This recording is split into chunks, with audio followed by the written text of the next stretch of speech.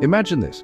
The entire world is in debt. Trillions upon trillions of pounds, dollars, euros. The UK owes hundreds of billions. The United States owes over $38 trillion. Even China, the world's second largest economy, carries massive debt. Every major country borrows. But if everyone's in debt, who on earth are they all borrowing from? Stick around. Today we break it down simply. No jargon, no confusion. Welcome to Finance Flow Explains. You've likely heard the term national debt in the news, often mentioned with a sense of gravity and concern. But what does it actually mean? At its core, the concept is surprisingly straightforward. National debt, sometimes called public debt or sovereign debt, is simply the total amount a government owes because it has spent more money than it collected in taxes and other revenue. Every year, governments gather income, primarily through taxes like income tax from individuals, corporate tax from businesses, and sales taxes on goods and services. This income is the government's annual budget. They then spend this money on a vast array of public services, funding hospitals and schools, building and maintaining infrastructure like roads and bridges, paying for national defense, and funding social welfare programs. When a government's spending in a given year exceeds its income, it runs what's called a budget deficit. To cover this shortfall, it must borrow money. The national debt is the accumulation of all these annual deficits over many years. To make this easier to grasp, think of it like a household budget. Imagine your household has a set monthly income. If your monthly income is $3,000 but you spend $3,500 on bills, groceries and a holiday, you have a shortfall. To cover it, you borrow the extra $500, maybe on a credit card or by taking out a personal loan. That $500 is your new debt. If you do this for several months, your total debt grows. Governments do the same, but on a colossal scale, dealing with billions or even trillions of pounds. When they need to borrow, they don't just go to a bank. Instead, they use a more formal and widespread method. They borrow by issuing bonds, basically IOUs, promising to pay back the money plus interest over time.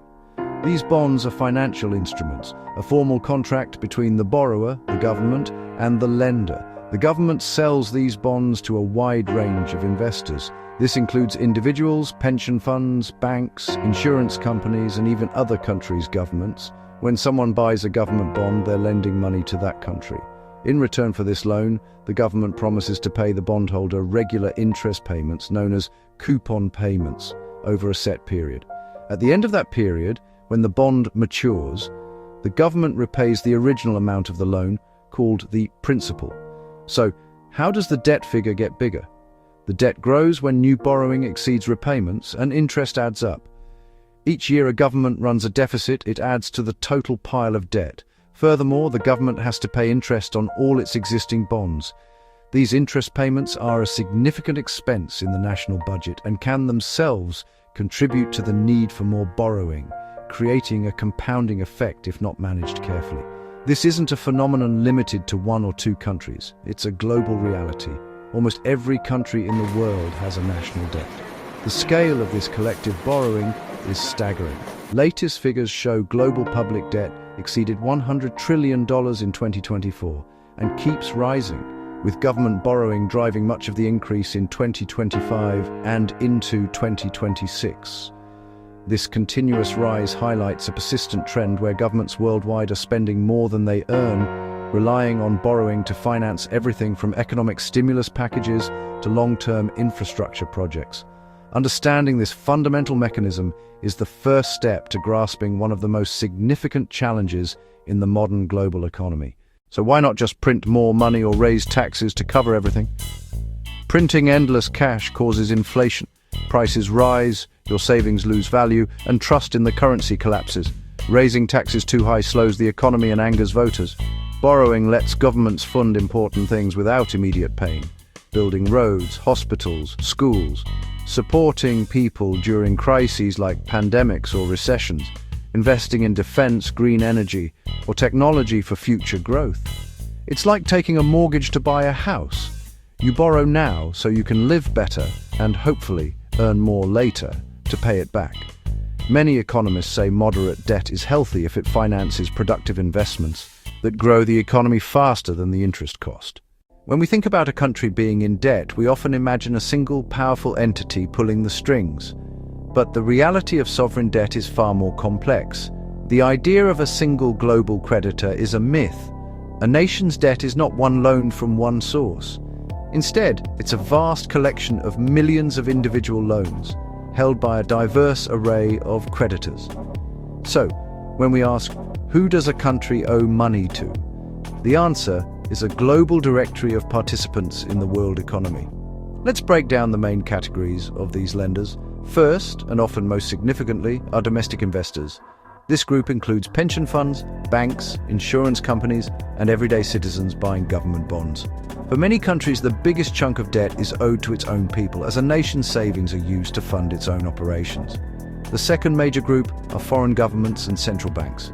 Countries with large trade surpluses, like Japan and China, invest their accumulated foreign currency. They buy government bonds, especially US Treasuries, as safe reserves.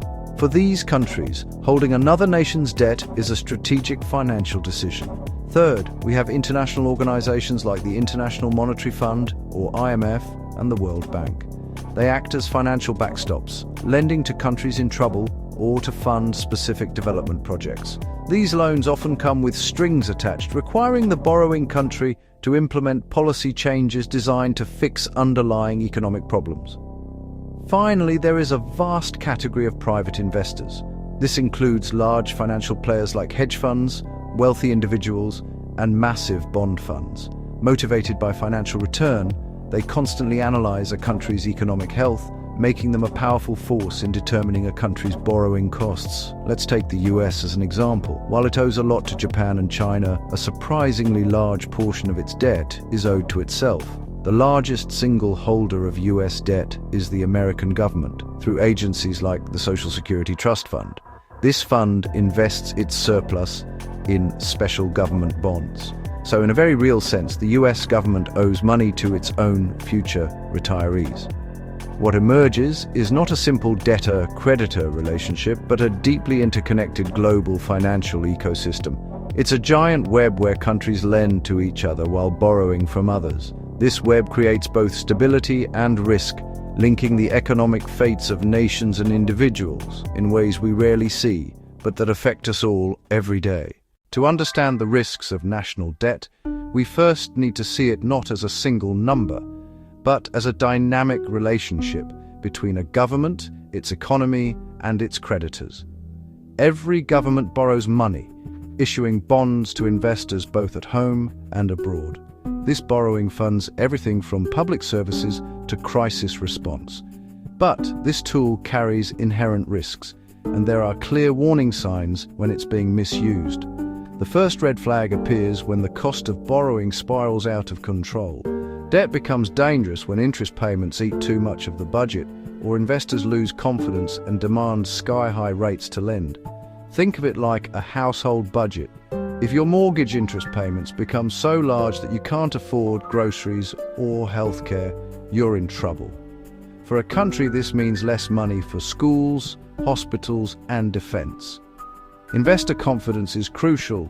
If they start to doubt a country's ability to repay, they'll demand a higher return for the risk, creating a vicious cycle of rising interest costs that can cripple a nation's finances. When this cycle reaches its breaking point, a country may face a sovereign default. This isn't just a financial event, it has profound and painful real-world consequences for citizens. Some countries have defaulted, think Argentina or Greece, in past crises, leading to austerity, higher taxes, cuts to services.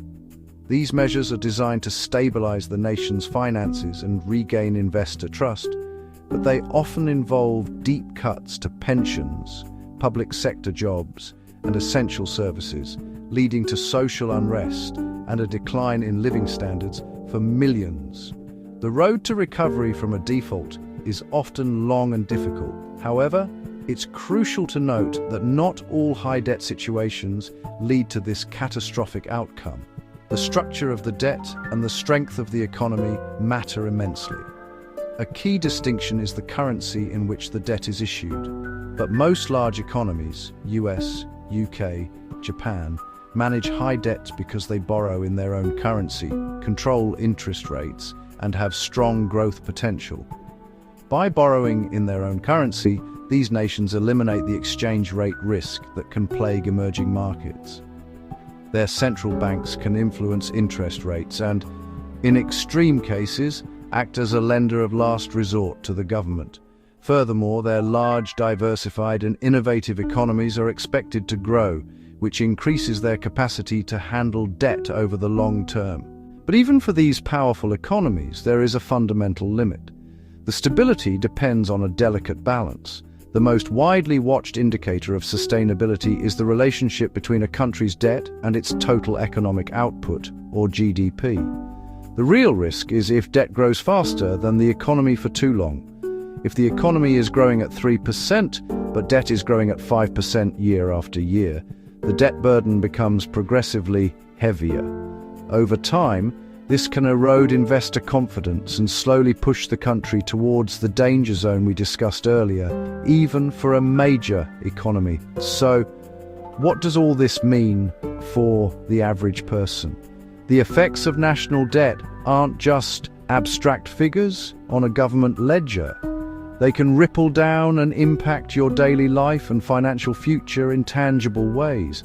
For you personally, high national debt can mean higher taxes eventually, slower wage growth, or less money for public services. To service a growing debt, a government might need to raise taxes in the future. Businesses facing higher taxes or economic uncertainty may be slower to increase wages.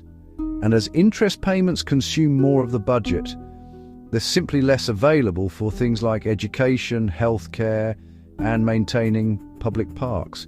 But it also funds things like infrastructure that benefit everyone. This is the other side of the coin. Government borrowing pays for long-term investments that a private company might never build: interstate highways, advanced research, and a reliable energy grid. These investments can boost productivity and create economic growth for decades to come, benefiting every citizen and business. The key takeaway: debt isn't automatically evil, it's a tool. Like any tool, its value depends entirely on the skill and intention of the person wielding it. It can be used to build and invest, or it can be used recklessly, creating instability. Used wisely, it builds the future. Used poorly, it becomes a burden. Wise borrowing invests in projects that generate more economic growth than the cost of the debt itself, creating a positive cycle of prosperity.